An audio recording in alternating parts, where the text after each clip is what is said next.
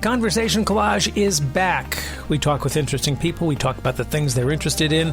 Try and keep it light and friendly. If you're not too careful, you might learn something by the time we're through here. Hi, I'm Kenjo Anderson, your host. We've got some great conversations to share with you, and also we've got a lot coming down the line. I know we've taken a little break for summertime, but we're back and we've got a lot for you. Let's get right into it. A little later on, we'll talk about the workplace and remote working and new research that's been done on how that is working out, pardon the pun, and maybe what that says for the future. We'll also have a few words about a show that sadly is no longer on the air. I'll say a few words about Council of Dads, and if you were with us for our interview with Michael O'Neill, you know what I'm talking about. But we'll start off talking about animals and animal research and a new documentary that is out called Test Subjects. It's a short-form documentary by Alex Lockwood, who is a award-winning director. It explores, this documentary, Test Subjects, explores the pressure on aspiring scientists to experiment on animals in order to get their diplomas. And it's seen through the eyes of a trio of former doctoral students. We talked with Emily Trunnell, who shares her personal journey through academia, why she decided to stop experimenting on animals despite pressure from within the scientific community, and just what this new documentary, Test Subjects, shines a light on dealing with animal experimentation. We caught up a while ago with Dr. Emily Trunnell. Dr. Trunnell, hello. Hi, how are you, Ken? I'm doing fine. Where are you today? I'm calling you from beautiful Knoxville, Tennessee. Tell me about this documentary, Test Subjects. How did you become involved in it? Where did the idea for it come from? Well, Test Subjects is very personal for me. It's my personal story from when I was in graduate school, and the story of two other PhD scientists who were told we had to hurt and kill animals in order to graduate and become good scientists.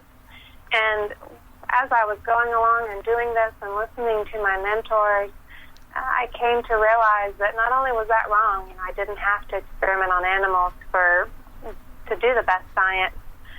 I really wanted to get the message out there to other students that there are better ways to do things. And so Test Subject tells that story. It's available for free at testsubjectsfilm.com, and it's a 17-minute documentary directed by BAFTA-winning director Alex Lockwood. Why do teachers, professors, universities, why do they perpetuate this? What is the reason behind them to say you've got to hurt an animal, you've got to kill an animal in order to do testing on it?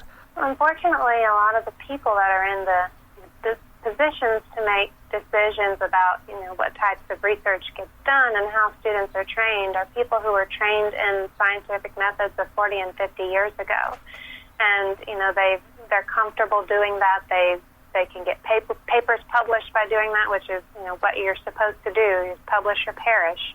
And so you get your papers published, and you get more grant funding, and you get more papers published and more funding. And so it's this cycle that they never really take a step back and say, what are the methods that are available now? Are there ways that I can do this better? Because 95% of the time, drugs that are tested with animals end up failing in humans. And that's a huge error. Mm-hmm. Your degree is in neuroscience. What kind of testing on animals would be done, without getting too gruesome, of course, in explaining it? What were they hoping to find? What were you hoping to find while you were doing that? So for neuroscience, there's lots of types of experiments that are done, and just for your listeners, Test Subjects is not graphic at all. It's really just interviews. It's personal stories of our experiences. But for me personally, what I had to do was I was trying to understand sort of how diet, actually high-fat diets, affect the learning and memory systems in our brain, which is a very good thing to know about. But unfortunately, my results are only applicable to rats. I would feed these rats high-fat diets and then inject them with things that made them feel horrible, that were supposed to affect their memories, and keep them in these tiny cages with no stimulation and no other rats that they could be around to interact with, and at the end I had to kill and dissect them and use their brains to analyze what happened as far as how the genes were affected by what I did to them. And I guess when I sat down to write these papers about what I had done, and I had to justify what I had done, it really made no sense. It was only to get me my degree. It wasn't actually to help anybody. And this is going on millions of times across the country, and it's not something a lot of people know about. Mm-hmm. Right. So you're saying that the vast majority of these tests are really unnecessary.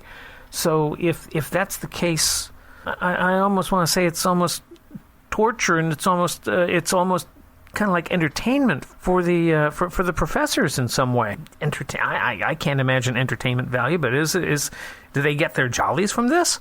I don't think. No, I don't think a lot of scientists who are doing this are really intentionally doing it maliciously. There are those cases where that's true, unfortunately. But for the majority of people, they're told by the people who are training them that this is what you have to do. This is how you get your papers published. And so, they, and like I had to do, and like many others do, they desensitize themselves. They see the animals not as living, thinking, loving individuals, but as, test tubes. And they train their brains to block out anything else in order to do it. And they never are able to break free of that.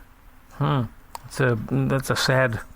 If there are students in university now who are looking to get a degree, they don't want to do this. What are their options? Do they have options at this point? They do, and this isn't all sad. There is a happy ending. I myself stopped doing experiments on animals, and I'm able to, through my work with PETA, and PETA has more PhD scientists on staff than any other animal protection organization. I'm able to work with other scientists and government agencies to implement non-animal methods and get rid of some of the worst animal testing. And we are available to help advocate for other young students. And you can reach us at gradstudent@PETA.org, or you can go to PETA.org and find out more about animal testing that way. And you can see the film at testsubjectsfilm.com. What other methods are there in terms of research for scientists? What if they can't work on animals? If they don't work on animals, what can they experiment on? And that's one of the most exciting things. There are so many high-tech, really interesting ways to conduct human-relevant research now. We can take skin cells, a sample of skin cells from a patient with a disease, and we can learn about how that disease is affecting that actual person, not a rat in a laboratory 200 miles away, that person. Because what we're learning is that many diseases like cancer are very individualized. And so we can test compounds on that person's cells. We can use high-tech computer modeling that models human biology and learn about how the way that drugs and treatments affect human systems and not the systems of mice, rats, dogs, and monkeys. Mm-hmm. So then there is hope. Have we seen any change in the academic community? Are they coming to the realization that that this does not have to be the way it is? Many scientists are, and this is something that I didn't know until I got out of graduate school and started looking into other scientists that felt the way that I did. A lot of scientists, when they realize that animal experimentation is inefficient and they ethically don't want to do it, they go on to do really amazing science using human-relevant methods. And a lot of them don't speak out about their experiences. A lot of the people that are still doing animal experiments don't speak out because they feel that there will be repercussions for them. Mm-hmm. But more and more, this issue is coming to light, and modern science is becoming more prevalent. We just want to help push that along because honestly it's not fast enough. Mm-hmm, right. Can you tell me about an experiment you've done recently that did not involve animals? We actually do have a researcher on our staff who's a coronavirus researcher, and she is not only working with PETA to help replace the use of animals, but she's working to help find a treatment for COVID. So what a lot of the work that I do is to help promote and advocate for that research and connect people who are the people who are at the bench designing these methods and the scientists who need those methods to help us find treatment. Mm-hmm. Last question. When people watch test subjects, when they're done with the film, what do you want in their mind? What do you want them thinking? I want people to understand that, this is happening. There's this system in place behind closed doors that hurts animals, it hurts patients, it hurts young minds who maybe are deterred from getting into science because they're told they have to do experiments on animals. Mm-hmm. And I want people to know that there's a better way to do science. We don't have to hurt and kill animals, and it would be better if we did not. Mm-hmm. Dr. Trellin, I know I have to let you go. Let's get the website for the film again. Where do people go? It's testsubjectsfilm.com. testsubjectsfilm.com. Dr. Trellin, I thank you for some time out. Best to you in Nashville. Thank you so much for having me. Dr. Emily Trunnell, Ph.D., neuroscientist, research associate, and an institutional animal care and use committee liaison for PETA, People for the Ethical Treatment of Animals. And I should mention that consideration for this conversation with Emily Trunnell has been provided by PETA.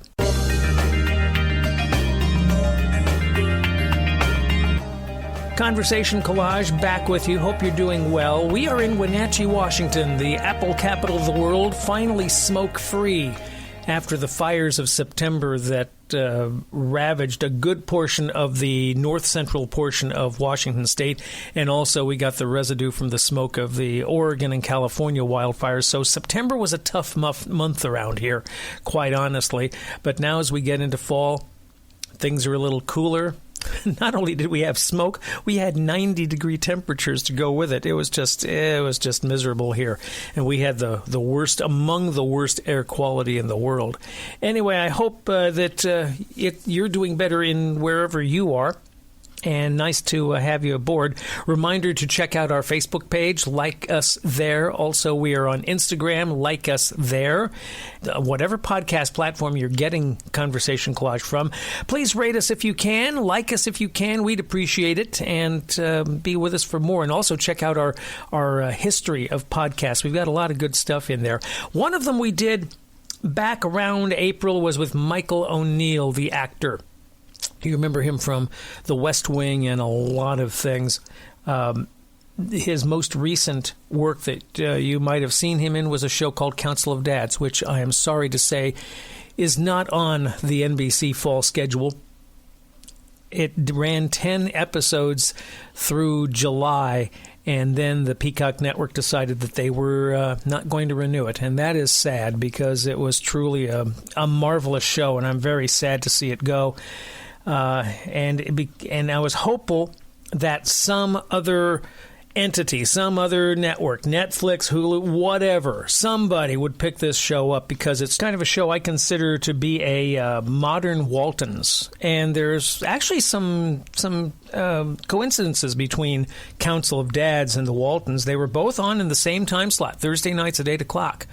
And like the Waltons, it was, I label it anyway, a show that was so beautiful that it had to die. And it's really too bad. And I know that Michael O'Neill is sad that it didn't go on because he said as much in our interview back when Council of Dads was just getting started. In my heart of hearts, Ken, I feel like we have so much more story to tell that, if all goes well, and I trust that it will, then we'll have an opportunity to continue with this. Mm-hmm. And that'll be a good thing. Yeah, Michael O'Neill there. He has moved on to other projects, and because he's a working actor, and he'll be okay. But I know he was wanting to see that show continue, and so was I. And I hope, I keep my fingers crossed that at some point we'll have more of Council of Dads because it truly was a marvelous program. On we go. Let's talk about the future of work and building an employee experience for a digital-first world. There is new research from Slack, the collaboration software people, that provides insight into what workers want from their employers when it comes to the future of their work. And it's very interesting in some of the results. Only 12% of those responding say they intend to return